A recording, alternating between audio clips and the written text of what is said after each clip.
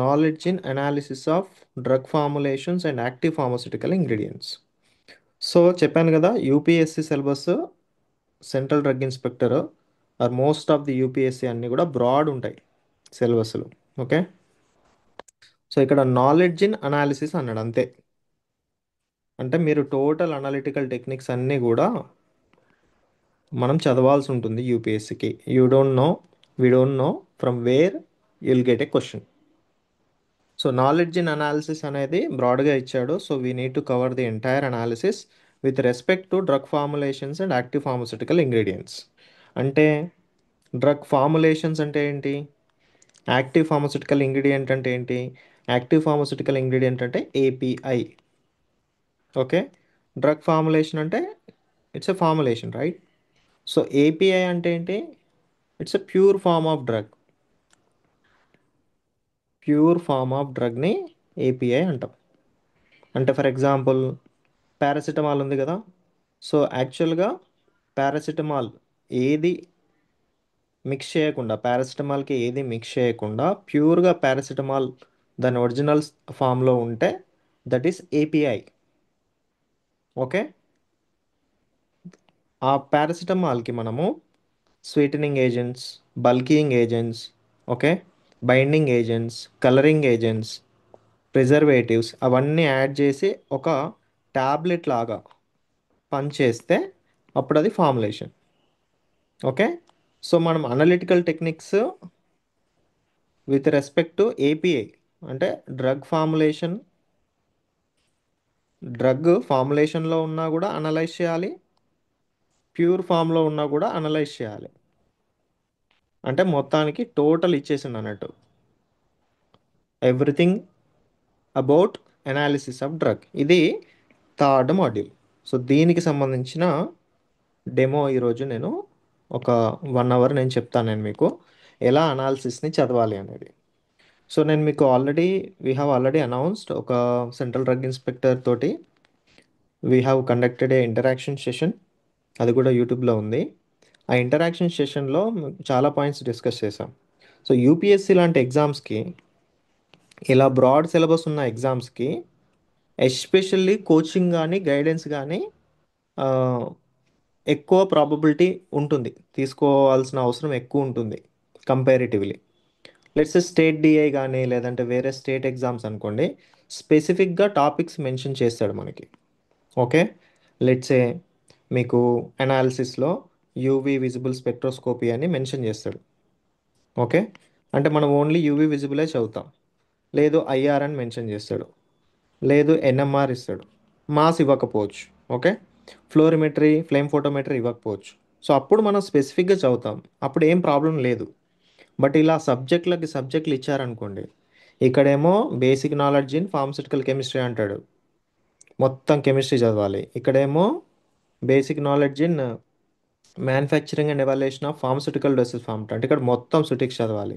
ఇక్కడ total analysis ఇచ్చాడు. So ఇలా సబ్జెక్ట్కి ఎంటైర్ సబ్జెక్ట్ ఇచ్చినప్పుడు మీరు ఓన్గా చదివినప్పుడు ఏమవుతుందంటే, ఏది చదవాలి ఫస్ట్ క్వశ్చన్, ఏ మెటీరియల్ గ్యాదర్ చేయాలి రెండో క్వశ్చన్, ఎంతవరకు చదవాలి మూడో క్వశ్చన్, నాలుగోది ఏది చదవకూడదు. సో ఈ లాస్ట్ది చాలా ఇంపార్టెంట్. ఏది చదవకూడదు అనేదే చాలా ఇంపార్టెంట్ ఇక్కడ. సో యూపీఎస్సి పాయింట్ ఆఫ్ వ్యూలో ఆ సబ్జెక్ట్ని ఎంతవరకు చదవాలి, అదర్వైజ్ ఏమవుతుంది, you will end up with you know losing lot of time. And మీరు వర్కింగ్ ప్రొఫెషనల్స్ ఉన్నారు, జాబ్స్లో ఉన్నారు, చాలామంది హౌస్ వైఫ్స్ ఉన్నారు, ఇట్లా. Okay, you don't have much time, right. So unless a pharm D or B Pharm graduate fresher అయితే తప్ప you don't have lot of time. So ఈ టైంలో మీరు పుస్తకాలను వేసుకొని ఎంటైర్ అనాలిసిస్ని చదవాలంటే, లెట్స్ యూవీ విజిబుల్ని చదవాలంటే మొత్తం చదవాల్సిన అవసరం లేదు. సో ఖచ్చితంగా ఇక్కడ గైడెన్స్ అనేది అసలు చాలా చాలా క్రిటికల్ రోల్ ప్లే చేస్తుంది, డ్యామ్ షూర్గా. ఓకే, సో మీరు యూవీ చదవాలంటే 4-5 రోజులు పట్టిద్ది, 1 వీక్ పట్టొచ్చు ఫర్ ఎగ్జాంపుల్. బట్ ఇక్కడ క్లాస్లో మీకు 30 minutesలో టాపిక్ అయిపోవడానికి ఛాన్స్ ఉంది. So that is what the importance of the guidance. So UPSC లాంటి ఎగ్జామ్స్లో గైడెన్స్ చాలా చాలా ఇంపార్టెంట్. ఎంతవరకు చదవాలి, ఎడిటింగ్ చాలా important. So we edit the subject especially to reach the requirement of UPSC drug inspector. Okay, so ఇది మనకి syllabus. Okay, next వచ్చేసి మనము డైరెక్ట్గా టాపిక్లోకి వెళ్ళిపోదాం. Pharmaceutical analysis.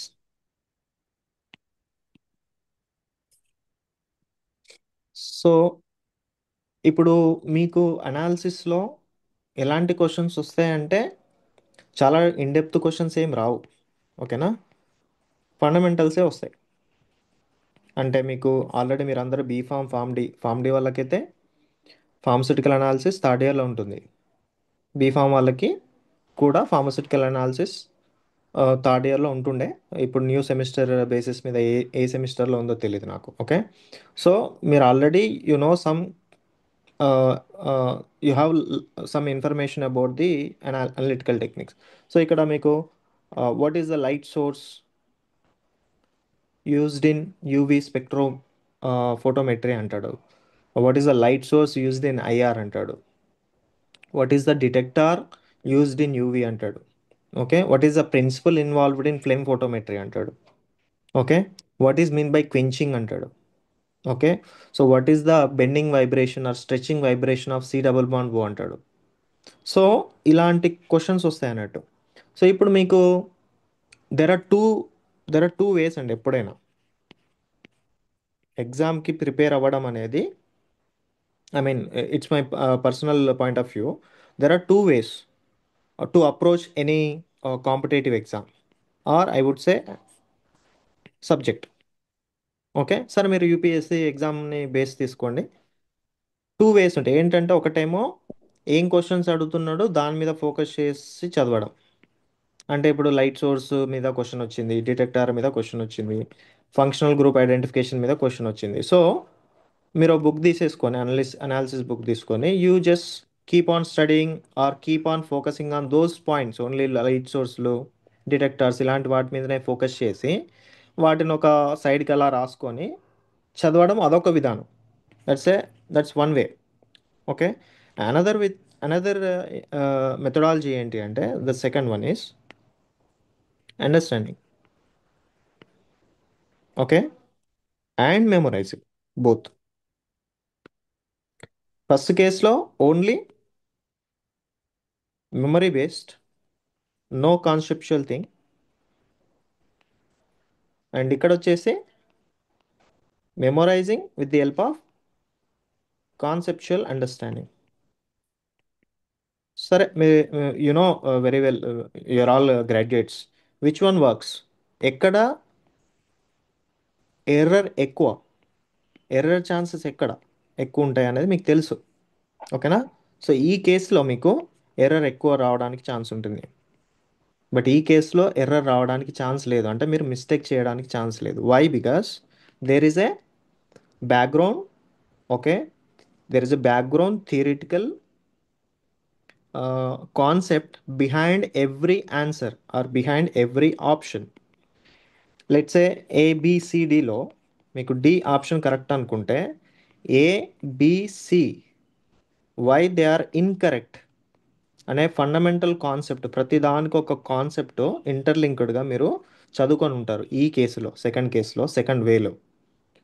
ఓకే, సో అలా చదివితే మీకు సబ్జెక్ట్ వస్తుంది. ఎట్ ది సేమ్ టైం సబ్జెక్ట్లో నుంచి ఏ క్వశ్చన్ వచ్చినా కూడా మీరు పెడతారు. లెట్స్ ఏ కొన్నిసార్లు మీరు ఒక ఏరియా మిస్ చేసినా కూడా మీరు ఎలిమినేషన్లో అయినా కూడా క్వశ్చన్ పెట్టగలుగుతారు. You never know. ఓకే, ఎలాంటి క్వశ్చన్ వస్తుంది అని చెప్పేసి. ఓకే, అండ్ వన్ క్వశ్చన్, ఒక్క క్వశ్చన్ మీ లైఫ్ని మార్చేస్తుంది. And it's very very important life time examination, especially UPSC లాంటిది ఎప్పుడో కానీ నోటిఫికేషన్ రాదు. ఓకే, సో సెకండ్ వే అనేది,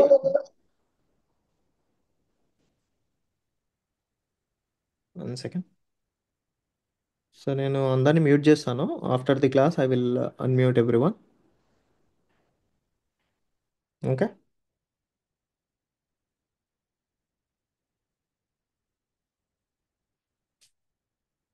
సో ఇది మీకు టూ వేస్లో మీరు ఏ మెథడ్ తీసుకుంటారనేది ఇంకా it's up to you. Okay, and obviously ఎప్పుడు విన్ అయ్యే మెథడ్ ఏంటి, కాన్సెప్ట్స్ లేకుండా సబ్జెక్ట్ని చదవడం అనేది ఆ, కష్టం. Okay, so analysis is to analyse. Okay. మనం చాలా డెప్త్గా అలా ఏం కాకుండా సబ్జెక్ట్ మీద ఓవర్వ్యూ తీసేసుకొని ఇప్పుడు మనకి ఎక్కడెక్కడ ఏరియాస్లో నుంచి క్వశ్చన్స్ వస్తున్నాయో అవి చదివేసుకుంటే వెరీ కంఫర్టబుల్ జోన్లో ఉంటారు. మీకు సబ్జెక్ట్ వచ్చిన ఫీలింగ్ కూడా ఉంటుంది, కాన్ఫిడెన్స్ వస్తుంది. Okay. So analysis is all about analyse something. Analyst అంటాం ఈ వర్క్ చేసే పర్సన్ని అనలిస్ట్ అంటాం. ఇప్పుడు నాకు తెలిసి మీ చాలామంది ఫార్మా గ్రాడ్యుయేట్స్ క్యూసీ క్యూఏ డిపార్ట్మెంట్లో ఉంటారు, క్వాలిటీ కంట్రోల్ క్వాలిటీ అష్యూరెన్స్ డిపార్ట్మెంట్లో. So what is the duty of that particular department? So why manufacturing industries, pharma industries do have quality control quality assurance departments? Because those are the persons or those are the departments, they look after the quality of the product. So ikkada we are concerned with the pharmaceutical industry, right? Pharmaceutical drugs. So we are analysing pharmaceutical drugs కాబట్టి subject name ఏమన్నారు, analysis అనొద్దు, ఏమనాలి, pharmaceutical analysis అనాలి. Because మనకు నేచర్లో చాలా ఉన్నాయి. ఓకేనా. It's for example food material ఉంది, it's a food analysis, right. So ఇంకా మీకు డిఫరెంట్ డిఫరెంట్ అనాలిసిస్ ఉంటుంది. Okay. So but we concern we are responsible for the analyzing the pharmaceutical drugs. Pharmaceutical drugs అంటే ఏంటి? ఇప్పుడు మన మార్కెట్లోకి రిలీజ్ అయ్యే ప్రతి ఒక్క డ్రగ్ని మనం అనలైజ్ చేయాలి. అంటే అవన్నీ అనలైజ్ చేసే రావాలి. ఎందుకు అనలైజ్ చేయాలి? I mean to say why analysis department plays a very important role. ఇంకా కరెక్ట్గా చెప్పాలంటే నేను మీకు ఫస్ట్ డెమోలో కూడా చెప్పాను. నేను ఏ ఎగ్జామ్ నోటిఫికేషన్ వచ్చినా మీరు ఫస్ట్ ఆఫ్ ఆల్ ఏ ఎగ్జామ్కి ప్రిపేర్ అవుతున్నారు అనేది ఇట్స్ అ కీ థింగ్. మీరు యూపీఎస్సి సెంట్రల్ డ్రగ్ ఇన్స్పెక్టర్ జాబ్కి ప్రిపేర్ అవుతున్నారు. ఇందులో అనాలిసిస్ సబ్జెక్ట్ ఎందుకు పెట్టాడు? Because being a inspector, as a inspector, drug inspector, you need to visit so many industries and manufacturing premises, and you have to collect the samples and you have to send it to the analysis. So మీకు basic knowledge ఉండాలి. ఏ techniques use చేస్తారు, ఏ టెక్నిక్స్లో మీకు accuracy ఎక్కువ ఉంటుంది, ఏది more precise and accurate method, analytical method అనేది మీకు basic knowledge లేకపోతే కష్టం కదా జాబ్ చేసేటప్పుడు. So that's the intention why pharmaceutical analysis is included in the syllabus. అట్లా ఊరికే సబ్జెక్ట్ని మనకు తీసుకొచ్చి సిలబస్ కాపీలో పెట్టరు, ఏదో సిలబస్ కావాలని. మరి బీఫామ్లో అన్ని సబ్జెక్ట్స్ ఉంటాయి, అవన్నీ ఎందుకు పెట్టలేదు? The syllabus copy is completely designed as per the role of the central drug inspector. క్లియరా? మళ్ళీ స్టేట్ డ్రగ్ ఇన్స్పెక్టర్కి రోల్స్ అండ్ రెస్పాన్సిబిలిటీస్ వేరే ఉంటాయి. ఆబ్వియస్లీ అక్కడ సిలబస్ చేంజ్ అవ్వడానికి ఛాన్స్ ఉంది. క్లియర్? సో ఇలా అనాలిసిస్లో వి అనలైజ్ ఎవ్రీథింగ్. అనలైజ్ అంటే ఏంటి? సింపుల్గా క్వశ్చన్ మార్క్. ఓకే. సో ఇప్పుడు మీరు ఫార్మస్యూటికల్ ఫార్ములేషన్స్ అంటే టాబ్లెట్స్ కావచ్చు, క్యాప్సూల్ కావచ్చు, ఇంజెక్షన్స్ కావచ్చు, ఓకే, ఎరోజాల్ కావచ్చు, టెస్టింగ్ పౌడర్స్ కావచ్చు, ఎనీథింగ్. ఓకేనా. ఒక డ్రగ్ని మనం ఫార్ములేట్ చేస్తాం ఇన్ని ఫామ్స్లో. ఓకే.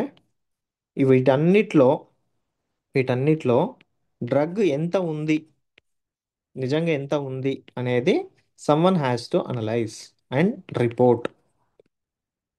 అండ్ అది మనకి కొన్ని లిమిటేషన్స్ పెట్టుకుంటాం మనం, IP limitations, UPSC USP limitations అని.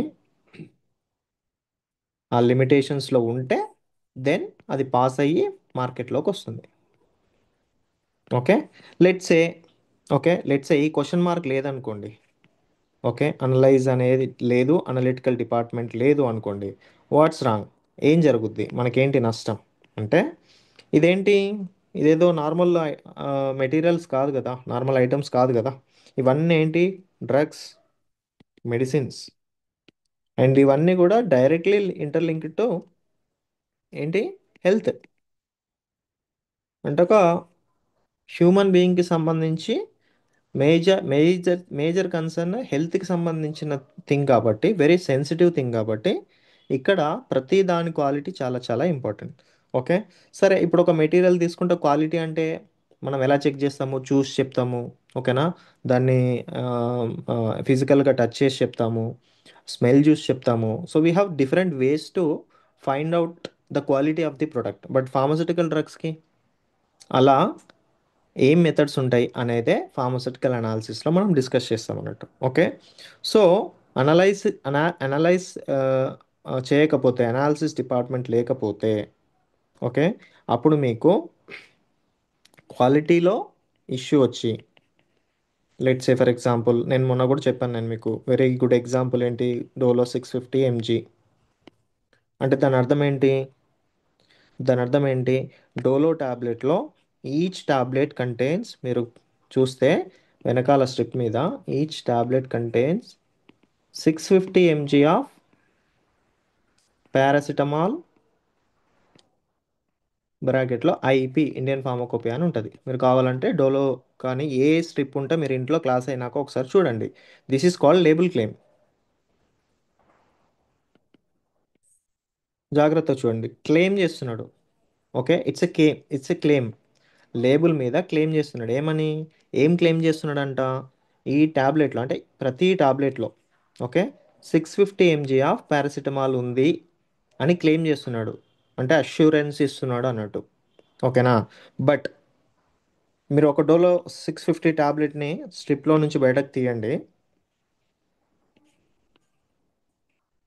తీస్తే ఈ ట్యాబ్లెట్ వెయిట్ ఎంత ఉంటుంది, 650 mg ఉంటుందా, మోర్ దెన్ 650 mg ఉంటుందా?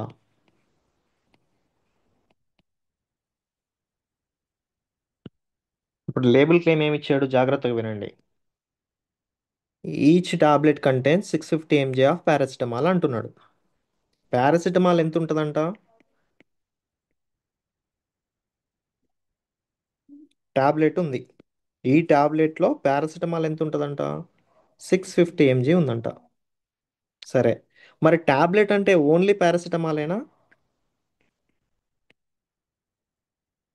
ఆ టాబ్లెట్లో ఇప్పుడు మీరు తీసుకున్న డోలో 650లో మొత్తం పారాసిటమాలే ఉందా?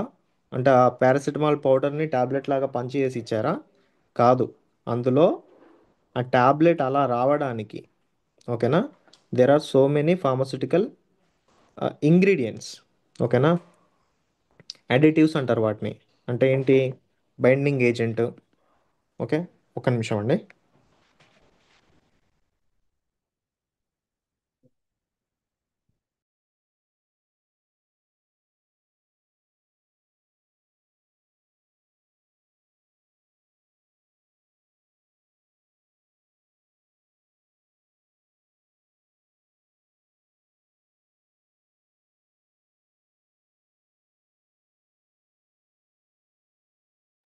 Yeah, second.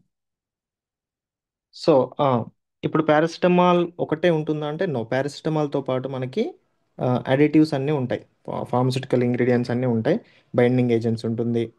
ఎందుకు, ఓన్లీ పారాసిటమాల్ ప్యూర్ ఫామ్లో తీసుకొని మీరు పని చేయడానికి చూస్తే, టాబ్లెట్ ఫామ్లో చేస్తే అది మీకు ప్రాపర్గా టాబ్లెట్ లాగా రాదు.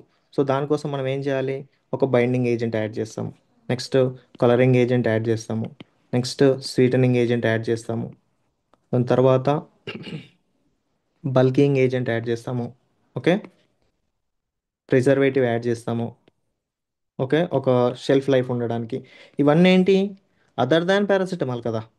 సో ఇవన్నీ దేంట్లో ఉన్నాయి, ఈ టాబ్లెట్లో ఉన్నాయి. అలాంటప్పుడు లేబుల్ క్లెయిమ్ ఏమి ఇస్తున్నాడు, ఈచ్ టాబ్లెట్ కంటైన్ 650 mg అన్నాడు. కానీ టాబ్లెట్లో పారాసిటమాల్ ఒక్కటి లేదు. ఉంటేనేమో మీరు అన్నట్టు ఒక వెయింగ్ మిషన్ పెట్టుకొని ఈ టాబ్లెట్ని తీసి వెయింగ్ మిషన్ మీద పెడితే 650 ఉందనుకోండి, వాడు చెప్పింది 650, ఇక్కడ 650 ఉంది అని మనం ఓకే అని అనుకోవచ్చు, ఆ డోస్ సరిపోతుంది మనకని. బట్ ఇక్కడ పారాసిటమాల్తో పాటు ఇవన్నీ ఉన్నాయి, మరి వీటి వెయిట్ వస్తుంది కదా. అంటే దాని అర్థం, ఒక టాబ్లెట్ని తీసి మీరు వే చేస్తే అది మోర్ దెన్ 650 mg ఉంటుంది. అక్కడ వచ్చింది problem. So it is, let's for example అది ఒక 850 mg ఉంటుంది. ఈ 850 mgలో పారాసిటమాల్ ఉంది, ప్లస్ అడిటివ్స్ ఉన్నాయి.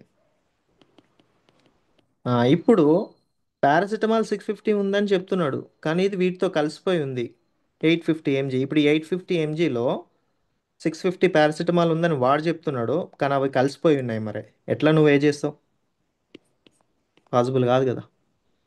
సో ఇక్కడ అనలిటికల్ డిపార్ట్మెంట్ వస్తుంది. సార్ 650 mg లేకపోతే ఏమవుతుంది మరి, ప్రాబ్లం ఏంటి? సరే, ఇదంటే Dolo tablet. Let's a anti cancer, let's a anti fungal, ఇంకా లైఫ్ థ్రెటనింగ్ ఏదైనా తీసుకోండి. ఓకేనా, let's a anti hyperlipidemic. Okay, hypertension, anginal, anti anginal, ఇలాంటివి తీసుకోండి. మీకు ఫార్మకాలజీ తెలుసు కదా. ఫార్మకాలజీలో డోస్ రెస్పాన్స్ కర్వ్ అని ఉంటుంది. అంటే మీకు ప్రాపర్గా డయాగ్నోసిస్లో మీకు బ్లడ్ ప్రెషర్ ఎంత హై ఉందో అది ఫిజిషియన్ కరెక్ట్గా చూసి దానికి సరిపడా డోస్ని క్యాలిక్యులేట్ చేసుకొని మీకు రాస్తాడు. 20 mgయా, 25 mgయా, 30 mgయా అనేది. అంతే కదా. ఎలా పడితే అలా డోస్ రాయరు కదా. So dose is a very very important thing. So as the dose changes toxicity రావచ్చు ఎక్కువ అయితే, తగ్గితే అసలు యాక్చువల్గా ఫార్మకోలాజికల్ రెస్పాన్సే రాకపోవచ్చు. అంటే సిమ్టమ్స్ మీకు తగ్గవు. అవునా కదా. అంటే అక్కడ పర్టికులర్ ప్యాథలాజికల్ సిచ్యువేషన్ మీకు సబ్సైడ్ అవ్వదు. ఓకేనా. సో అందుకే డోస్ అనేది very very important, because response is completely depends upon the dose. So అలాంటి కేసెస్లో యాంటీ క్యాన్సర్ లాంటి సిచ్యువేషన్లో ఓకే, మీకు ఒక 50 mgయో లేకపోతే 1000 mgయో కావాలనుకున్నప్పుడు ఇది ఎలాగో ఇందులో కలిసిపోయింది కదా అడిటివ్స్ తోటి, ఎవడు వే చేస్తాడు అని చెప్పేసి. And anti cancer drugs they are very very expensive, right. చాలా ఎక్స్పెన్సివ్ ఉంటాయి. ఒక్కొక్క ఇంజెక్షన్ కాస్ట్ థౌజండ్స్లో ఉంటుంది. ఓకే, ఒక్కొక్క మెడికేషన్ కాస్ట్ చాలా ఎక్స్పెన్సివ్ ఉంటుంది. సో ఫార్మస్యూటికల్ ఇండస్ట్రీ వాళ్ళు ఆ బ్యాచ్లో మీకు లార్జ్ స్కేల్లో బ్యాచ్ వస్తుంది. ఒక్కొక్క ఇంజెక్షన్ కాస్ట్ మీకు 50,000 1 lakh అనుకుంటే, లెట్సే అందులో ఆ డ్రగ్గే చాలా కాస్ట్లీ ఉంటుంది. లెట్స్ ఒక 1 ఎంజీఓ 2 ఎంజీఓ తీసాడు అనుకోండి పక్కన, లాభం వస్తుందని చెప్పేసి. ఓకే, అప్పుడు మీకు ఇక్కడ 50 mgకి బదులుగా 49 mg ఉంటుంది. మీరు కనిపెట్టలేరుగా, విత్ యువర్ నేక్డ్ ఐస్ చూసి చెప్పలేం కదా. సో ఇలాంటప్పుడు ఏమవుతుంది, యాక్చువల్గా మీకు కావాల్సిన డోస్ 50 mg, బట్ మీ బాడీలో 49 mg వస్తుంది. అప్పుడు ఏమవుతుంది, రెస్పాన్స్ తగ్గుతుంది.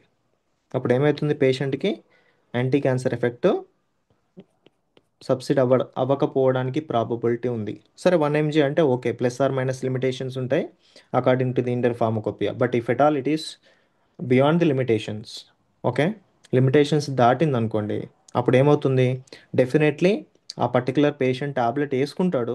He feel that it has active pharmaceutical ingredients as per the label claim, but ఆ లేబుల్ క్లెయిమ్ యాక్చువల్గా తప్పు. సో ఇది ఒక చిన్న ఎగ్జాంపుల్గా తీసుకుంటే, డోలో 650 mg ట్యాబ్లెట్లో పారాసిటమాల్ 650 ఉందని చెప్పినప్పుడు అది 650 ఉందా లేదా అని చెక్ చేయడం అనలిస్ట్ పని. This is what analysis is. So 650 వాడు క్లెయిమ్ చేస్తున్నాడు, మీరు ఆ శాంపుల్ని తీసుకున్నారు, ఆ డోలో శాంపుల్ని తీసుకున్నారు, ట్యాబ్లెట్ని తీసుకొని ఏదో మెథడ్ యూస్ చేశారు. That is what analysis comes. Spectroscopy, chromatography, electro chemical analysis చేసిన తర్వాత ఫైనల్గా రిపోర్ట్ వచ్చింది. ఆ రిపోర్ట్లో ఏం తెలిసిందంటే 650 mg వాడు చెప్పిండు కదా, 650 mg వాడికి వచ్చింది. సో 650 mgకి 100% అయితే వచ్చింది ఎంత, 650 mg వచ్చింది. అంటే పర్సంటేజ్ ప్యూరిటీ ఎంత, 100%. అంటే ప్యూరిటీ 100%. అంటే ఇది quality control, quality assurance pass అయింది. సో ఇప్పుడు దీన్ని మార్కెట్లోకి రిలీజ్ చేస్తారన్నట్టు. సో ఈ కైండ్ ఆఫ్, ఇప్పుడు ఇదంతా డిస్కస్ చేయడానికి మనకు ఒక 5 to 10 minutes పట్టింది అనుకోండి ఊరికే.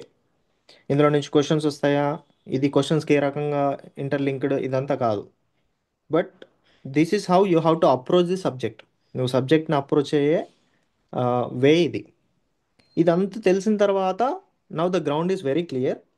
Now you can start your game. అంటే మీరు ఎక్కడ ఎక్కడ ఫోకస్ చేయాలి, ఏ ఏరియాస్లో ఫోకస్ చేయాలి. అసలు ఫస్ట్ నీకు ఫౌండేషనే లేదు, అసలు అనాలిసిస్ ఏంటి, ఎందుకు చేయాలి, ఇవంతా ఏంటి అని అర్థం కానప్పుడు మీరు చదువుతూ ఉంటారు కానీ సబ్కాన్షియస్లో you will not feel that confident. So అందుకోసమే మనం ప్రతిదానికి ఒక ఓవర్ వ్యూ నాలెడ్జ్ తీసుకొని దాని తర్వాత మెల్లిగా ఒక్కొక్క టాపిక్ తీసుకొని అందులో ఎందులో నుంచి క్వశ్చన్స్ వస్తాయి అది చదవాల్సిన ప్రొసీజర్ అండి. That's the way of approach. ఇది అన్ని సబ్జెక్ట్స్కి అప్లికబులే. దాని తర్వాత మనకి డెప్త్ ఎంత వెళ్ళాలి, ఓకేనా. ఇప్పుడు డిటెక్టార్స్ ఉంటాయి, డిటెక్టార్స్కి కూడా మళ్ళీ ఆ, ఏమంటారు, ఆమ్, ఆ, దాని దాని స్ట్రక్చర్ ఉంటుంది ఇంటర్నల్గా. ఓకేనా, అదంతా డిస్కస్ చేసిన అవసరం లేదు. ఫార్మస్యూటికల్ అనాలిసిస్ వాళ్ళకి అదంతా చాలా డీటెయిల్డ్గా ఉంటాయి. ఫోటో మల్టిప్లై ట్యూబ్స్, అవి ఎలా వర్క్ చేస్తాయి, దాంట్లో ప్రిన్సిపల్ అవి అంత అవసరం లేదు. సో అది కూడా తెలవాలి మరి, ఎంత అవసరం అనేది ఎవరికి తెలవాలి మరి. సో సమ్మన్ హ్యాస్ టు చెప్పాలి మీకు, లేకపోతే మీరు మొత్తం చదువుకుంటూ పోతారు. అవసరం లేని చదవడం ఎందుకు? ఓకే. సో చదవాల్సిన సిలబస్ ఆల్రెడీ ఎక్కువ ఉంది. So this is the way we have to approach the syllabus or subject. ఇది ఓవర్వ్యూగా అనాలిసిస్ పని. ఇప్పుడు మీరు చెప్పండి, ప్రతి ఒక్క ఫార్మస్యూటికల్ డ్రగ్ కానీ మార్కెట్లోకి వచ్చేది ఖచ్చితంగా క్యూసీక్యూఏ పాస్ అవుతే మీకు మంచిదా, మనకి మంచిదా, జనాలకి మంచిదా? లేదు అంటే ఎట్లా పడితే అలా వచ్చేసినా ఓకేనా? సో ఇలా చూస్తే analysis plays a very important role pharma ఇండస్ట్రీలో. ఓకే. సో నేను మీకు మొన్న కూడా చెప్పాను, ఫస్ట్ మెడిసినల్ కెమిస్ట్రీ వాళ్ళు డ్రగ్ని సింథసైజ్ చేస్తారు. ఓకేనా, ల్యాబ్లో సింథసైజ్ చేస్తారు. దాని తర్వాత అది ఎక్కడికి వస్తుంది? అనాలిసిస్ డిపార్ట్మెంట్కి వస్తుంది. ఇక్కడ అనలైజ్ చేస్తారు. ఓకేనా. ఇక్కడ మీకు అది పాస్ అయితే అప్పుడు అది మార్కెట్లోకి రావాలా, లేదు అంటే యాక్సెప్టెడా, లేదు అంటే బ్యాచ్ మొత్తాన్ని రిజెక్ట్ చేయాలా. ఇది. సో ఎక్కడికి వెళ్ళినా లాస్ట్కు ఎవరైనా అనాలిసిస్ దగ్గరికి రావాల్సిందే, అది ఏ సబ్జెక్ట్ అన్నా కావచ్చు. Okay. So analysis plays a very important role, అది డ్రగ్ డిజైనింగ్ అయినా ఏదైనా కూడా. ఓకే. సో ఇదంతా మెడిసినల్ కెమిస్ట్రీల పని, ఇదంతా అనలిస్ట్ల పని. ఓకేనా. ఫైనల్గా బయటకు వచ్చిన తర్వాత బ్యాచ్ని మార్కెట్లోకి పంపాలా లేదా అనేది they will decide. Okay. So మరి ప్రతి స్ట్రిప్ని ప్రతి టాబ్లెట్ని చేస్తారా? చేయరు. అదే మీకు ఫార్మస్యూటిక్స్లో ఉంటుంది. ఏముంటుంది ఫార్మస్యూటిక్స్లో మీకు? ఇవాల్యుయేషన్ ఆఫ్ టాబ్లెట్స్ అని ఉంటుంది, కావాలంటే చూడండి. ఇందులో మీకు వెయిట్ వేరియేషన్ అని విన్నారా మీరు? ఒక ఎవాల్యుయేషన్ టెస్ట్ ఉంటుంది, వెయిట్ వేరియేషన్ టెస్ట్ అని. ఓకే. ఇది one of the important evaluation test for tablets. టాబ్లెట్స్కి సెపరేట్గా ఎలా వాటిని ఎవాల్యుయేట్ చేసుకోవాలి, కరెక్ట్గా ఉన్నాయా లేవా అనేది ఫస్ట్ వీళ్ళు పంపించే కన్నా ముందు వీళ్ళు చెక్ చేసుకుంటారు అన్నట్టు, వెయిట్ వేరియేషను. నెక్స్ట్ వచ్చేసి మీకు ఏమంటారు, టాబ్లెట్ స్ట్రెంగ్త్ ఎంత ఉంది. ఓకేనా. సో నెక్స్ట్ వచ్చేసి ఇలాంటి కొన్ని పారామీటర్స్ అన్ని చెక్ చేసుకుంటారు, డిజల్యూషన్ రేటు, డిసింటిగ్రేషన్ రేటు, ఇవన్నీ కరెక్ట్గా ఉన్నాయా చెక్ చేసుకుంటారు. సో ఇప్పుడు వెయిట్ వేరియేషన్ టెస్ట్ ఎలా చేస్తారంటే, ప్రతి టాబ్లెట్లో 650 mg ఉందా అని కనుక్కోవడం కష్టమే. అందుకే ఒక మెథడాలజీ కనిపెట్టిల్లు, ఏంటి అది? ఆ వెయిట్ వేరియేషన్ టెస్ట్లో చెప్తాడు మనకి 20 టాబ్లెట్స్ని ర్యాండమ్గా ఒక బ్యాచ్ నుంచి తీసుకుంటారు. ఓకేనా. మనకి అక్కడ స్కేల్ మీద వెళ్తూ ఉంటాయి, బ్యాచ్ బ్యాచ్ వస్తూ ఉంటుంది, అందులో నుంచి ర్యాండమ్గా కొన్ని 20 పిక్ చేస్తాడు ర్యాండమ్గా, అక్కడక్కడక్కడ పిక్ చేసి బ్యాచ్ మొత్తంలో 20ని పిక్ చేసి వాటన్నిటిని గ్రైండ్ చేసి దాంట్లో నుంచి కొంత శాంపుల్ తీసుకొని దాన్ని అనలైజ్ చేసి రిపోర్ట్ చేస్తాడు. ఇదంతా బ్యాక్ క్యాలిక్యులేట్ చేస్తారు, మళ్ళీ క్యాలిక్యులేషన్లో ఉంటుంది మనకి ఏది, అనాలిసిస్ ల్యాబ్లో మనకి పర్సంటేజ్ ప్యూరిటీ ఫార్ములా ఇవన్నీ ఉంటాయి కదా, అట్లా. సో ఇలా వెయిట్ వేరియేషన్ టెస్ట్ చూస్తే మీకు ఎలాగైతే 20 టాబ్లెట్స్ ర్యాండమ్గా తీసుకోవడం అనేది ఉందో, అలా ఈచ్ అండ్ ఎవ్రీ ఫార్ములేషన్స్కి as per Indian pharmacopoeia they have given how to do this particular things. అంతేగాని ఈచ్ అండ్ ఎవ్రీ టాబ్లెట్ని అనలైజ్ చేయరు. అన్నం ఉడికిందా అని చెప్పడానికి ఆ, ఒక్క గింజ చూస్తే చాలు అన్న బేసిస్ మీద ఇది జరుగుతుంది అన్నట్టు, ర్యాండమ్గా పిక్ చేస్తారు. ఓకే. సో ఇది this is how analysis works. ఈ 20 టాబ్లెట్స్ తీసుకున్నాక వాటిని పౌడర్ చేసిన తర్వాత అన్నీ కలిసిపోతాయి కదా, ఇప్పుడు ఇక్కడ వచ్చే రిజల్ట్ 20 టాబ్లెట్స్కి సంబంధించింది, ఈ 20 టాబ్లెట్స్ రిజల్ట్ బ్యాచ్కి సంబంధించింది, అంతేనా? ఇక్కడ ఈ రిజల్ట్ ఫెయిల్ అయింది అంటే 20 టాబ్లెట్స్ ఫెయిల్ అయినట్టు, బ్యాచ్ ఫెయిల్ అయినట్టు, రివర్స్. ఓకే. ఇప్పుడు ఇది గ్రైండ్ చేసిన తర్వాత ఇందులో నుంచి శాంపుల్ తీసిన తర్వాత ఎవరు చెప్తారు మరి? మనమా కళ్ళతో చూడలేం, we don't have that capacity, X ray కళ్ళు కావు మనే. Okay. So someone has to say. Okay. So అక్కడ మనం చేయలేం కాబట్టి you need to take the help of someone. Okay. So అక్కడ మనకి అనలిటికల్ టెక్నిక్స్ వస్తాయి.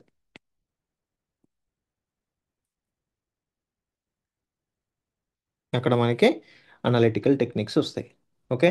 సో ఆ అనలిటికల్ టెక్నిక్స్ కనిపెట్టుకుంటూ వెళ్ళారు. ఓకే, సైంటిస్టులు. ఆ, ఇదంతా అవసరాన్ని బట్టి చేసింది అన్నట్టు. ఓకే. అనలైజ్ చేయాలి, ఎట్లా చేయాలి? ఒక డ్రగ్ని అనలైజ్ చేయడం ఎట్లా అనే దగ్గర స్టార్ట్ అయ్యి మెల్లిగా స్లోగా డెవలప్ చేసుకుంటే ఇప్పుడు ఫుల్ లెంత్గా మనకి అనలిటికల్ డిపార్ట్మెంట్ వచ్చింది అన్నట్టు. సో అలా టెక్నిక్స్ అన్నీ కనిపెట్టిన తర్వాత, ఓకే, వాటన్నిటిని ఒక దగ్గర పెట్టి క్లాసిఫై చేస్తే 3 కేటగిరీస్ వస్తాయి.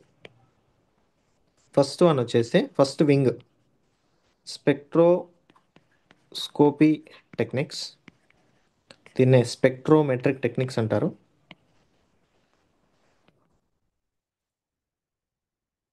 Second chromatography techniques and electrochemistry techniques. So ఇవన్నీ డిఫరెంట్ కేటగిరీస్. ఇందులో మళ్ళీ మీకు డిఫరెంట్ అనలిటికల్ టెక్నిక్స్ వస్తాయి. స్పెక్ట్రోమెట్రీలో మీకు UV spectroscopy, visible spectroscopy, infrared, mass spectrometry, NMR, okay, fluorimetry, flame photometry, X ray diffraction, okay, atomic absorption spectroscopy, atomic emission spectroscopy, ఇలాంటి అన్ని techniques వస్తాయి దేంట్లో, స్పెక్ట్రోస్కోపీలో.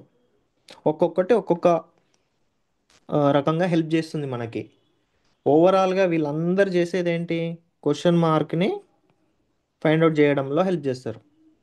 దీని స్ట్రక్చర్ ఏంటి అని ఎవరైనా నన్ను అడిగారు అనుకోండి, దానికి ఇక్కడ ఎవడో ఒకడు ఉంటాడు. ఆ స్ట్రక్చర్లో ఎన్ని కార్బన్స్ ఉన్నాయి, దానికి ఎవడో ఒకటి హెల్ప్ చేస్తాడు. ఎన్ని హైడ్రోజన్స్ ఉన్నాయి, ఒకటి హెల్ప్ చేస్తాడు. ఎన్ని డబుల్ బాండ్స్ ఉన్నాయి, అదొకరి డ్యూటీ. డబుల్ బాండ్స్ ఎన్ని ఉన్నాయో చెప్పడం ఒకరి డ్యూటీ, కార్బన్స్ లెక్క పెట్టడం ఇంకొకరి పని. ఓకే, సో అలా ఒక్కొక్క దానికి ఒక్కొక్క స్పెషలిస్ట్ ఉంటాడు. అవన్నీ మనం అనాలిసిస్లో చదువుతాం అన్నట్టు, అంతే సింపుల్. ఓకే, సో అన్నిటి మీద మీకు ఒక ఓవర్వ్యూ ఐడియా ఉండాలి ఖచ్చితంగా, ఎవరు ఏ పని చేస్తారనేది. ఓకే, సో ఈ ఓవర్వ్యూ ఎప్పుడు వస్తుందంటే సబ్జెక్ట్ని ఖచ్చితంగా చాలా ఎక్కువసార్లు చెప్పి చదివి ప్రాక్టీస్ చేసి ఇంటర్ప్రిట్ చేసి అనలైజ్ చేసి అప్లికేషన్ చేసి ఉంటేనే ఈ ఎడిటింగ్ పాసిబుల్ అవుతుంది. క్లియరా?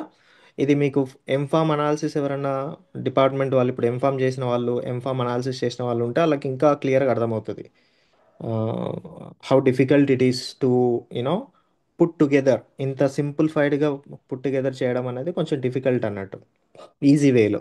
బుక్ చదివితే ఈ ప్యాటర్న్ రాదు మీకు, బుక్లో ఈ ప్యాటర్న్ ఉండదు కదా అలా. సో క్రోమటోగ్రఫీ టెక్నిక్స్లో TLC, column chromatography, HPLC, paper chromatography, HPTLC, okay. So ఇలా మనకి different techniques, size exclusion chromatography, ion exchange chromatography, ఇలా క్రోమటోగ్రఫీ టెక్నిక్స్ వస్తాయి. ఇవి కూడా అనలిటికల్ కిందనే వస్తాయి. ఎలక్ట్రోకెమిస్ట్రీ, కండక్టోమెట్రీ, దీనిదో రకం కండక్టోమెట్రీ, పొటెన్షియోమెట్రీ,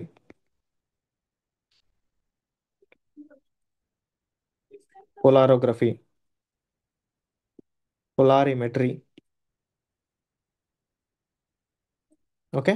సో ఇవన్నీ కూడా ఎలక్ట్రోకెమిస్ట్రీ నేమ్స్ కూడా స్పెసిఫిక్గా వాటికి పెట్టారు, ఎలక్ట్రోకెమిస్ట్రీ అని, క్రోమటోగ్రఫీ అని, స్పెక్ట్రోస్కోపీ అని.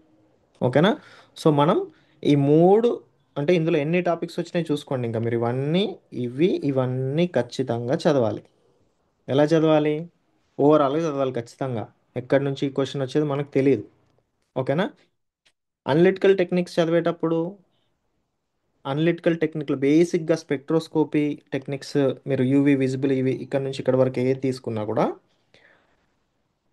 మినిమం కొన్ని ఉంటాయి ఇన్స్ట్రుమెంటేషన్లో, బేసిక్ ఉంటాయి అన్నట్టు. ఓకే, లెట్స్ ఏ ఒక light source, monochromator, okay, sample holder, దాని తర్వాత డిటెక్టారు, తర్వాత రీడౌట్ డివైస్,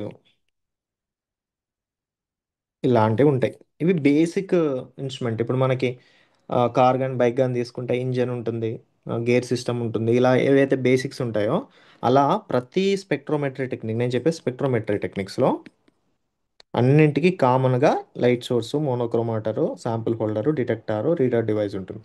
ఇది కామన్. ఒక్కొక్క దాంట్లో ఇవి చేంజ్ అవుతూ ఉంటాయి. అసలు ఫస్ట్ ఆఫ్ ఆల్ మీకు లైట్ సోర్స్ అంటే ఏంటో తెలియాలి. ఓకే, ఇవన్నీ చదువుతారు, మగప్ చేయగలుగుతారు మీరు, లైట్ సోర్స్ యూవీకి ఏంటి, విజిబుల్కి ఏంటి, ఐఆర్కి ఏంటి అని. బట్ అలా వర్కౌట్ అవ్వదు.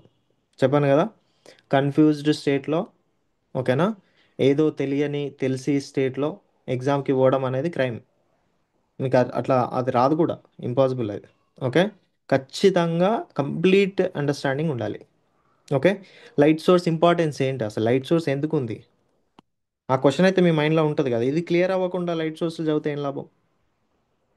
ఓకే, మీకు డైరెక్ట్ లైట్ సోర్స్ నుంచి క్వశ్చన్ వస్తే అటెంప్ట్ చేయగలుగుతారు కావచ్చు మెమరీ బేసిస్లో, బట్ ఇంటర్ప్రిటేషన్ క్వశ్చన్ వచ్చి ఇంటర్లింక్డ్ క్వశ్చన్ వస్తే మాత్రం చేయలేరు, ఇంకా పోద్ది. ఓకే, నెగటివ్ మార్కింగ్ కూడా ఉంది మరి మనకి. మీరు చూసుకోండి ఎంత ఇంపార్టెంట్ అనేది. మీకు ఎగ్జామ్ రాస్తే తెలుస్తుంది ఎంత ఇంపార్టెంట్ అనేది. మోనోక్రోమాటర్, అసలు మోనోక్రోమాటర్ ఏం చేస్తుంది, దానికి అది ఎందుకు ఉండాలో తెలియాలిగా first. Then comes to what type of monochromators. Sample holder, ఎన్ని రకాల శాంపుల్ హోల్డర్స్ ఉంటాయి, ఏ మెటీరియల్స్తో ఉంటాయి, ఏ మెటీరియల్ ఉండాలి, ఏ మెటీరియల్ ఉండకూడదు, ఒకవేళ అది వాడకూడదంటే ఎందుకు వాడద్దు. లెట్స్ ఏ యూవీ ఉంది, యూవీలో శాంపుల్ హోల్డర్ గ్లాస్ వాడకూడదు. ఎందుకు వాడకూడదు? Because glass absorbs UV radiation. So ఇది కాన్సెప్షువల్ అండర్స్టాండింగ్. ఇవి తెలిస్తే మీరు ఎలిమినేషన్లో కూడా పెట్టొచ్చు.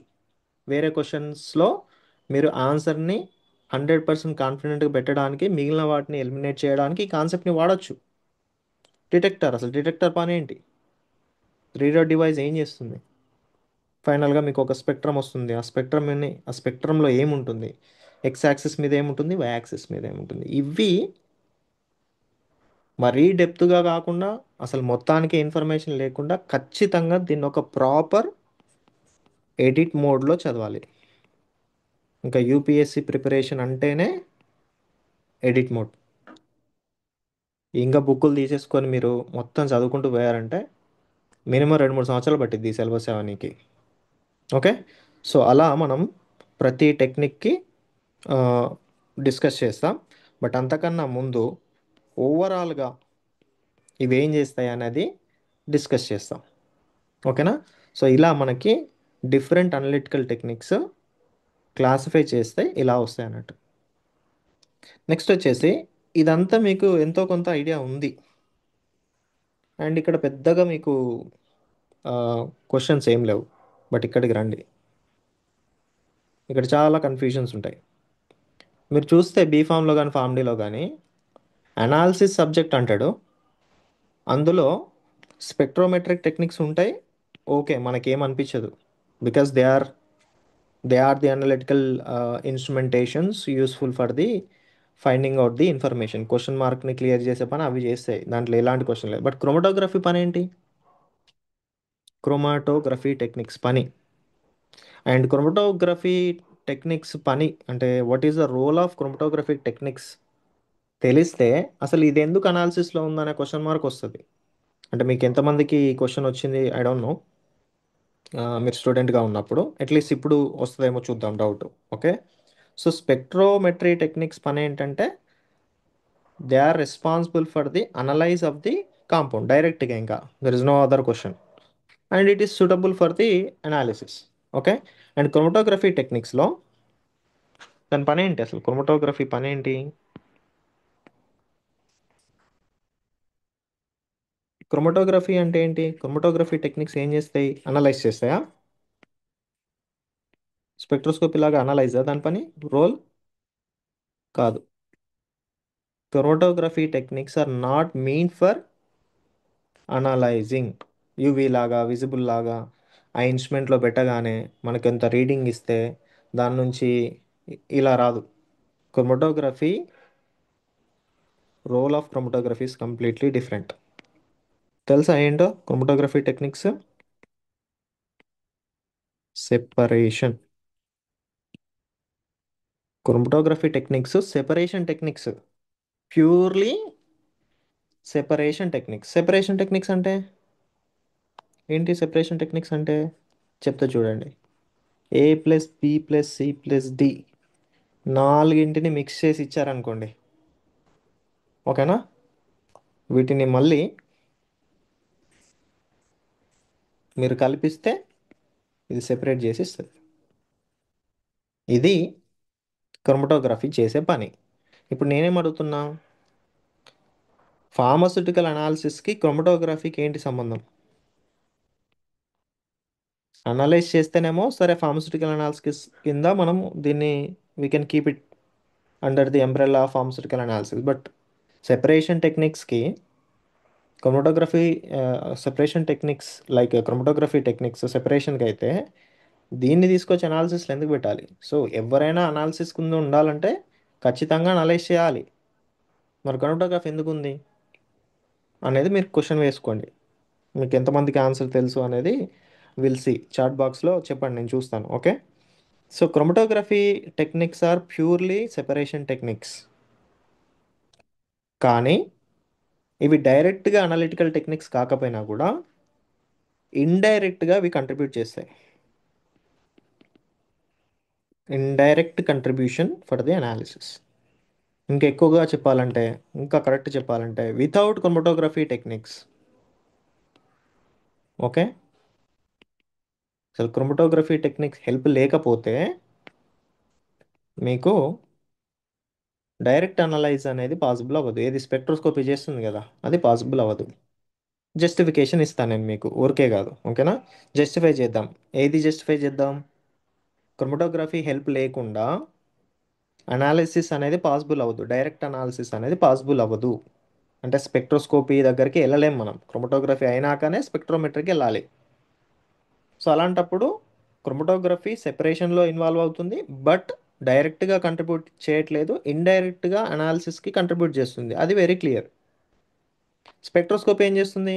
డైరెక్ట్గా అనలైజ్ చేయడంలో డైరెక్ట్గా ఇన్వాల్వ్ అవుతుంది. అది డైరెక్ట్, ఇది ఇండైరెక్ట్. ఇది ఇండైరెక్ట్ అయినా కూడా chromatography has a very vital role అని చెప్తున్నా, ఇంపార్టెంట్ రోల్. ఏది? Without chromatography you cannot even analyse even though you have a spectrometric techniques అని చెప్తున్నా. జస్టిఫికేషన్ ఏంటి ఎందుకు అని అంటే, ఇదే డోలో 650 తీసుకోండి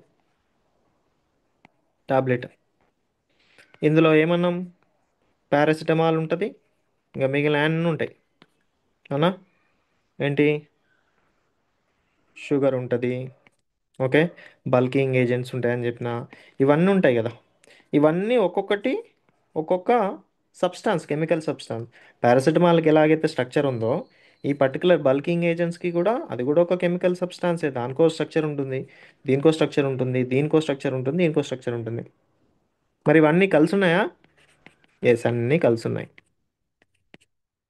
మరి మీకు మీ బాధంతా పారాసిటమాల్ ఎంత ఉందో చూడడమా? అంటే మీ ఫోకస్ ఓన్లీ పారాసిటమాల్ మీదనా? లేదు bulking agent, colouring agent, sweetening agent దాని మీదనా? ఇది కొంచెం ఎక్కువ తక్కువ అయితే మీకు ఏమైనా బాధ ఉందా? అసలు కావాల్సింది ఏంటి? ఈ టోటల్ ఫార్ములేషన్లో active pharmaceutical ingredient is paracetamol. అది మనకి important, because this is the only thing. API is the only substance in the formulation have pharmacological activity. మిగిలిన వాటికి ఫార్మకోలాజికల్ యాక్టివిటీ లేదు, కాబట్టి మనకు పెద్దగా ఫరక్ పడదు. క్లియరా? సరే, మరి ఇప్పుడు లేబుల్ క్లెయిమ్ ఓన్లీ పారాసిటమాల్కే ఇచ్చిండు, మరి అవేమో అన్నీ కలిసి ఉన్నాయి. కాబట్టే ఈ ఏబిసి, బల్కింగ్ ఏజెంట్ని, షుగరింగ్ ఏజెంట్ని, నెక్స్ట్ ఏమంటారు, కలరింగ్ ఏజెంట్స్ని, వీటన్నిటిని సెపరేట్ చేయడానికి ఒక టెక్నిక్ కావాలి కదా. ఓకేనా?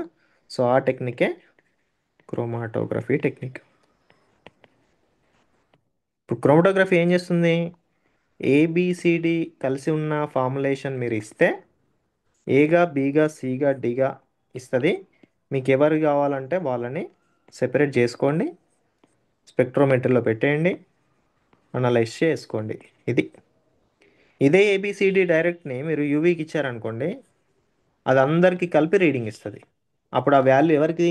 పారాసిటమాల్ది కాదు, మరి అందరిది కలిపి వస్తుంది. అట్లా కాదు కదా మనకి. So this is what the importance of chromatography techniques as separation techniques and indirect contribution in the analysis. సో మీరు ఎక్కడ చూసినా ఫార్మస్యూటికల్ అనాలిసిస్ ఫీల్డ్లో chromatography in combination with spectrometry కనబడతాయి. ఈ రెండు close friends, best friends. Okay, coordinate చేసుకొని analysis department అనేది ముందుకెళ్తూ ఉంటుంది అన్నట్టు. ఎవరికి ఎవరు లేకపోయినా కుదరదు. Okay, so it's a best combination I would say. Okay. So ఇది ఫార్మస్యూటికల్ అనాలిసిస్లో spectroscopy and chromatography two major వింగ్స్కి ఉన్న ఇంటర్లింక్ ఇది. ఓకేనా? So this is what. And క్రోమటోగ్రఫీలో డిఫరెంట్ డిఫరెంట్ టెక్నిక్స్ ఉన్నాయి. ఓకే. మళ్ళీ క్రోమటోగ్రఫీ టెక్నిక్స్లో ప్రిన్సిపల్స్. ఓకే. స్పెక్ట్రోమెట్రీలో ప్రిన్సిపల్స్ ఎలాగో ఉంటాయి. ఇప్పుడు క్రోమటోగ్రఫీ అనేది సెపరేషన్ అన్నా కదా. మళ్ళీ సెపరేషన్ టెక్నిక్స్ అంటే టీఎల్సీ, కాలం, హెచ్పిఎల్సీ ఇవి చదువుకుంటున్నాం మనకు సిలబస్లో. బస్ ఇది బేసిక్గా చేసే సెపరేషన్ పని కదా. ఓకేనా? చూడండి ఎట్లా ఉంటుంది సబ్జెక్ట్ అనేది. సెపరేట్ చేయాలి. సెపరేట్ చేయడానికి చాలా టెక్నిక్స్ ఉన్నాయి. ఏది? క్రోమటోగ్రఫీ ఇప్పుడు వచ్చింది. చూడండి, నేను అనాలిసిస్, క్వాలిటీ, క్వాంటిటీ ఏం మాట్లాడట్లే. సెపరేట్ కావాలి మీకు, ఇది కదా బేస్ లైన్. సెపరేషన్ రాసుకున్నాం. దానికి క్రోమటోగ్రఫీ అని ఒక పెద్ద పేరు పెట్టేసి దాని కింద టెక్నిక్స్ ఏవేవో పెట్టినాం. అదంతా అసలు క్రోమటోగ్రఫీ లేకముందు సెపరేషన్ లేదా మరి? లేదా? ఉంది. ఫిల్ట్రేషన్ ఉంది. వడకడతాం కదా మనం. సీవింగ్ ఉంది. మన ఇంట్లో సీవింగ్ ఉంటుంది కదా, జల్లెడ పడతాం కదా, అది కూడా వన్ ఆఫ్ ది సెపరేషన్ టెక్నికే. మీరు ల్యాబ్లో డిస్టిలేషన్, సెపరేషన్ టెక్నికే. అవునా? నెక్స్ట్ వచ్చేసి సెంట్రిఫిగేషన్. ఏంటిది? ఇది కూడా సెపరేషన్ టెక్నికే. ఫిల్ట్రేషన్ సెపరేషన్ టెక్నికే. సీవింగ్, సింపుల్గా మనం సీవ్ చేయడం సెపరేషన్ టెక్నికే. డిస్టిలేషన్ సెపరేషన్ టెక్నికే. సెంట్రిఫిగేషన్ కూడా సెపరేషన్ టెక్నికే. అన్నీ సెపరేట్ చేస్తున్నాయి ఏదో రకంగా. మరి కొత్తగా క్రోమటోగ్రఫీ ఎందుకు? సిలబస్ పెరగడానికా? మనకు సిలబస్ పెంచడానికా? కాదు.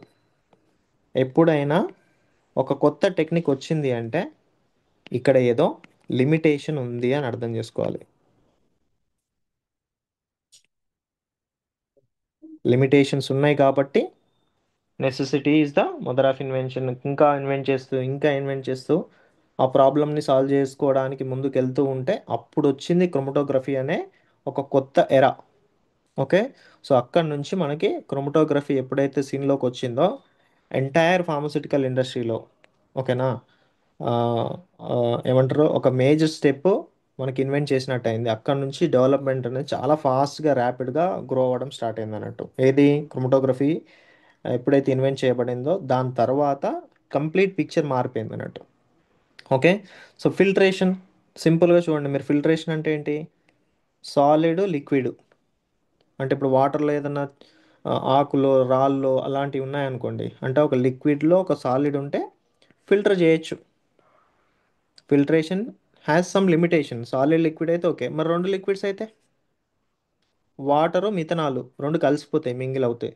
రెండు లిక్విడ్స్ అయితే ఫిల్టరేషన్ చేస్తారా? ఎట్లా ఫిల్టర్ చేస్తావు? రెండు వచ్చేస్తాయి బయటికి జాలి పడితే. So filtration has a limitation. What is that limitation? It is only applicable for solid liquid mixture. Sieving ఏంటి? Solid solid.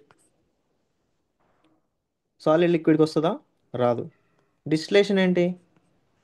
This is only for liquid liquid. మరి ఇక్కడ లిక్విడ్ లిక్విడ్ ఉంది కదా, మళ్ళీ లిక్విడ్ లిక్విడ్ ఏంటి? Centrifugation. Okay. Liquid solid liquid, liquid liquid. So ప్రతిదానికి ఒక్కొక్క limitation ఉంది. ఓకే. సో ఇలా లిమిటేషన్స్ ఉంటే కుదరదు. ఓకే. సో ఇప్పుడు ఫర్ ఎగ్జాంపుల్ ట్యాబ్లెట్ తీసుకోండి. ట్యాబ్లెట్ని ట్రిచ్యురేట్ చేశారనుకోండి, ఫైన్ పౌడర్ అవుతుంది. ఓకే. అందులో ఏబిసిడి ఉన్నాయి, అంటే నాలుగు ఉన్నాయి. నాలుగు సాలిడ్లోనే ఉన్నాయి. అంటే ఇది సాలిడ్ సాలిడ్ మిక్చరే కదా. Tablet is a solid solid kind of mixture. Sir solid solid kind of మిక్చర్కి సీవింగ్ ఉంది కదా. క్రోమటోగ్రఫీ టెక్నిక్స్ ఎందుకు చదవాలి అంటే సీవింగ్ ఎప్పుడు పనిచేస్తుంది? అసలు సీవింగ్లో ప్రిన్సిపల్ తెలుసా మీకు? సీవింగ్ ఏ బేసిస్ మీద టూ సాలిడ్స్ని సెపరేట్ చేస్తుంది? That is the principle of sieving. అదే పార్టికల్ సైజ్. ఇప్పుడు మీకు అర్థమవుతుందా ప్రిన్సిపల్స్ ఎక్కడి నుంచి వస్తాయో? What is the basis? సీవింగ్కి ప్రిన్సిపల్ కనుక్కోవాలి మనం. దేనికైనా ప్రిన్సిపల్ ఎక్కడి నుంచి వస్తుందో చెప్తున్నా చూడండి. సీవింగ్ ఏ బేసిస్ మీద టూ సాలిడ్స్ని సెపరేట్ చేయగలదు అంటే పార్టికల్ సైజ్ బేసిస్ మీద. లెట్స్ సే ఫర్ ఎగ్జాంపుల్ మీకు ఆటాలో షుగర్ మిక్స్ అయింది అనుకోండి. Okay, so you can select A sieve from where atta can come out of the sieve, and sugar molecules particle size ఎక్కువ ఉంటాయి కాబట్టి పైన వచ్చేస్తుంది మనకి. ఒకవేళ షుగర్ కూడా పౌడర్ లాగా ఉందనుకోండి, ఆటా కూడా సేమ్ పౌడర్ లాగా ఉంది, ఆ రెండు కలిసిపోయినాయి, there is no particle size difference. అప్పుడు సీవ్ చేస్తే can you differentiate or can you separate atta from sugar powder? No, that is the limitation. So particle size అనేది సీవింగ్లో ప్రిన్సిపల్. డిస్టిలేషన్లో boiling point is the principle. ఫిల్టరేషన్లో కూడా particle size or size is size is the principle. Okay, సెంట్రిఫికేషన్లో density is the principle. Okay, but surprisingly ఏ principle ఇక్కడ మీరు ఏ principal బేసిస్గా తీసుకున్నా అన్ని రకాల మిక్చర్స్ని సెపరేట్ చేయలేరు. ఇంకా లిక్విడ్ గ్యాస్ కూడా ఉంటుంది, అర్థమవుతుందా? లిక్విడ్ గ్యాస్, సాలిడ్ గ్యాస్ కూడా ఉంటుంది. ఓకేనా? సో అన్ని రకాల మిక్చర్స్ని సెపరేట్ చేయగలిగే టెక్నిక్ ఏదైనా ఉందా చెక్ చేయండి మీరు. సాలిడ్ సాలిడ్ ఇస్తా నేను, సాలిడ్ లిక్విడ్ ఇస్తా, లిక్విడ్ లిక్విడ్ ఇస్తా. ఓకే, లిక్విడ్ గ్యాస్ ఇస్తా. వీటిని ఫిల్టరేషన్ చేయగలుగుతుందా ఒంటి చేత్తో? చేయలేదు. So this is out of the race, పక్కకు పడేయాలి. సీవింగ్ చేయలేదు, పక్కకు పోద్ది, నాతో కాదని చెప్తుంది. డిస్టిలేషన్ నాతో కాదని చెప్తుంది. సెంట్రిఫికేషన్ కూడా చేతులు ఎత్తేస్తుంది. ఇప్పుడు క్వశ్చన్ ఏంటి? Pharmaceutical industry, pharmaceutical formulations. మనకి ఎన్ని రకాల ఫార్ములేషన్స్ ఉన్నాయి?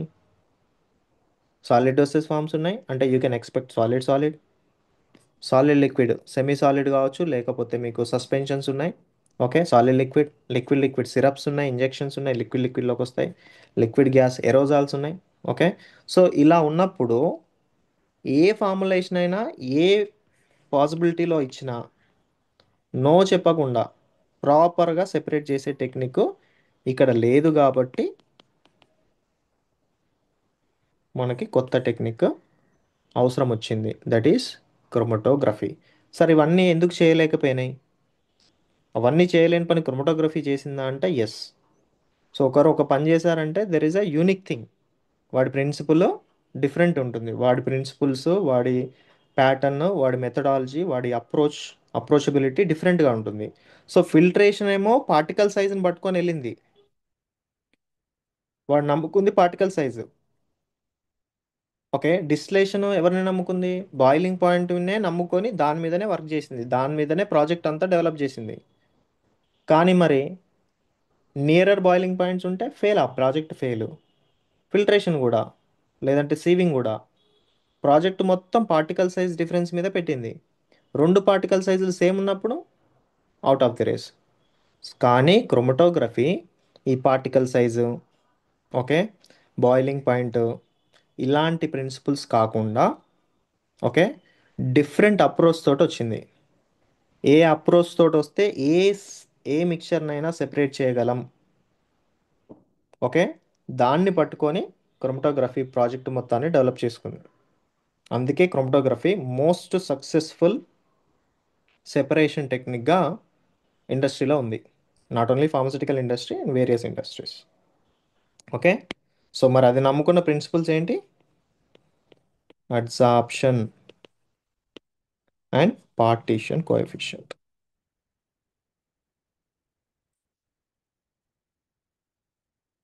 ఎందుకు ఎందుకు ఇవే అంటే no two compounds in the nature has same adsorption capacity, adsorption D.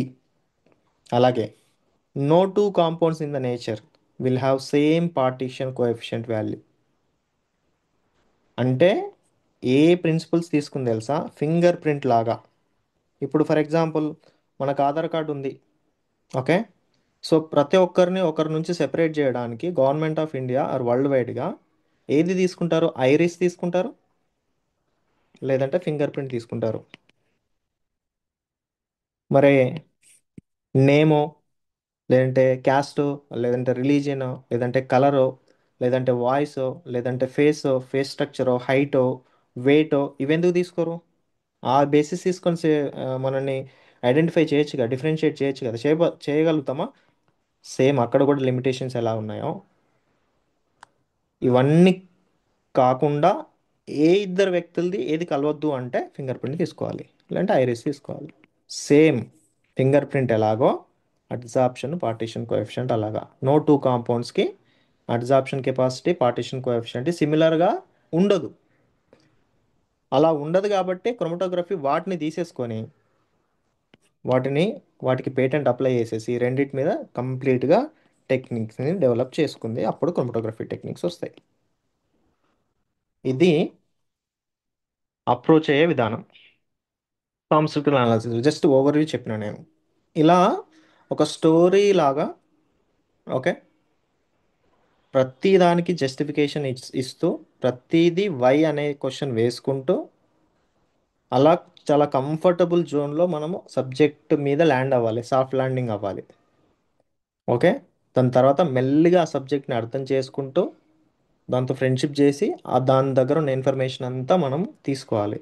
ఇలా చదివితే 100% సబ్జెక్ట్ మన కంట్రోల్లో ఉంటుంది, క్వశ్చన్స్ ఆన్సర్స్ మన కంట్రోల్లో ఉంటాయి. లేదు ర్యాండమ్గా నేను సబ్జెక్ట్ మీద పడతానంటే కుదరదు. So that's all for today. అది నేను ఒక how how I teach pharmaceutical analysis. Pharmacology నిన్న చెప్పాను, నేను మొన్న చెప్పాను. So this is pharmaceutical analysis. And ఇంకోటి ఫార్మస్యూటికల్ కెమిస్ట్రీ కానీ ఇంకేదైనా తీసుకుంటాను నేను. ఓకే, సో అలా క్లాసెస్ ఒక ఫ్యాకల్టీ చెప్తే ఇంకా we have different faculty. So మీకు అర్థమవుతుందా లేదా, చాలా ఇయర్స్ గ్యాప్ ఉన్నా కూడా మీకు అర్థం అవ్వాలి, అదర్వైజ్ పని అవ్వదు. సో అది చెక్ చేసుకోవాలి. Okay, so yeah, thank you, thanks for the thumb. So ఇదే అండి, this is how I teach analysis. And last క్లాస్లో కాలేజీ కూడా అలాగే. సో నా అప్రోచ్ అంతా ఫండమెంటల్ రూట్స్ బేసిస్ మీద ఉంటుంది. Thank you, thank you. So yeah, any other questions? Let me check with the chart.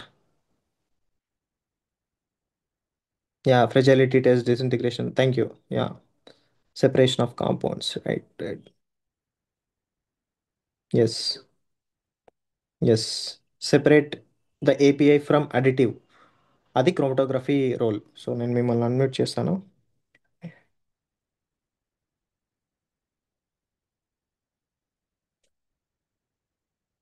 Yeah, you can unmute and speak now.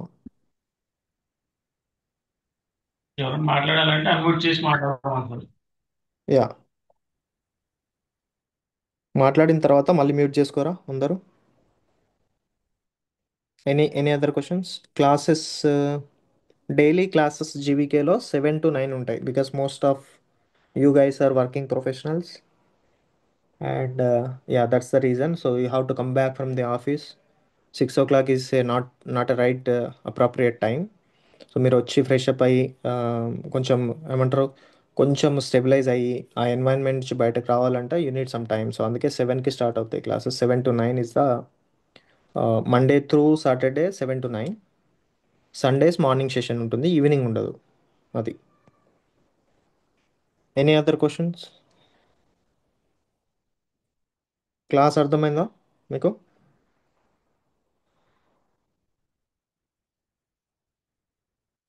Yeah, yeah, depends అండి. Weekly 3 classes అలా will conduct 3 classes weekly ఇనీషియల్గా. దాని తర్వాత will see. Minimum 3 classes అయితే ఉంటాయి మీకు, alternate day అనుకోండి అలా. ఓకే, డిసెంబర్ ఫస్ట్ వీక్ మనకి అడ్మిషన్స్ అవ్వాలి. బ్యాచ్ స్టార్ట్ అవ్వాలంటే అడ్మిషన్స్ అవ్వకపోతే మనం బ్యాచ్ స్టార్ట్ చేయలేము. So that's the reason we are asking everyone to post GVK WhatsApp group link. And మన ఫీ స్ట్రక్చర్ది పోస్టర్ ఉంది కదా, దాన్ని మీకంటూ ఒక కాలేజ్లో చదివి ఒక వాట్సాప్ గ్రూప్ ఖచ్చితంగా ఉంటుంది కదా, దాంట్లో పెడితే సో మనకి నెంబర్ ఆఫ్ అడ్మిషన్స్ పెరిగి తొందరగా బ్యాచ్ ఫామ్ అవుతుంది. We can start batch soon. So 30-40 మంది 50 మంది అట్లా ఉంటే మనం స్టార్ట్ చేయలేం. So because it's a lot of work.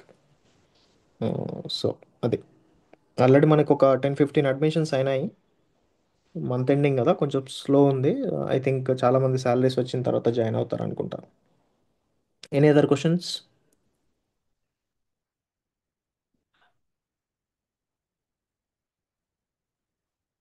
Any other questions, or otherwise we'll wind up the session here.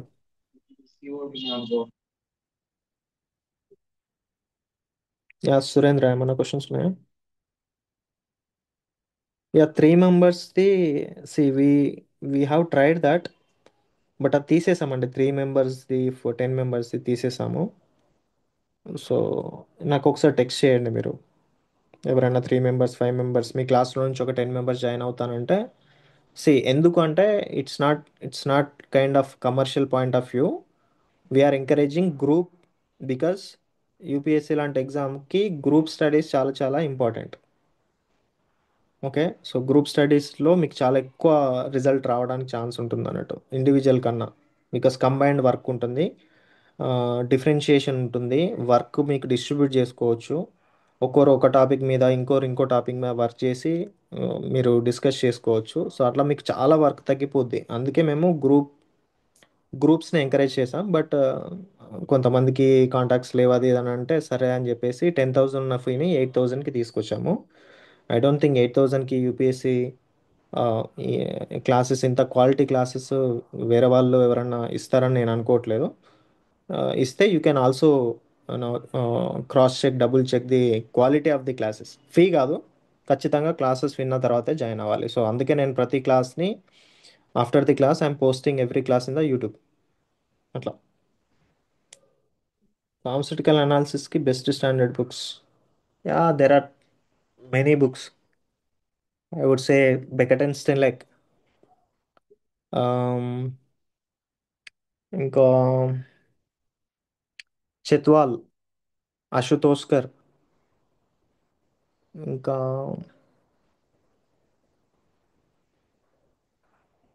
ఇంకా చాలా బుక్స్ ఉంటాయండి. ప్రస్తుతానికైతే ఇవి చెప్పాను నేను మీకు. అంటే ఒక్కొక్క దానికి ఒక్కొక్కటి ఉంటుంది బేసిక్గా.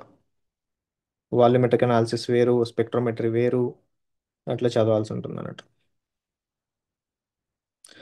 No offline classes from GVK at any cost. And offline is outdated. So ఆఫ్లైన్లో you have lot of disadvantages. It will be more expensive because you need to come, we need to pay the rents, అదంతా మీ మీదనే పడుతుంది. And you can't get the best faculty. Offline అంటే ఫిజికల్గా person రావాలి. But if you want best faculty, and best faculty were settled in higher positions in industries. చాలా top faculties అందరూ ఫీల్డ్లో లేరు, అందరూ వేరే వేరే ప్లేస్లలో ఉన్నారు. So the best way to get a best faculty is online. Okay. Yeah, thank you అండి అఖిల గారు. Pharmacology, we have a lot of books. Rangendale is the first book. I suggest K.D. Tripathi, Goodman Gilman, Patrick. You can also combine pharmacology with medicinal chemistry, Wilson and Giswal, Foyers. చాలా books ఉంటాయండి.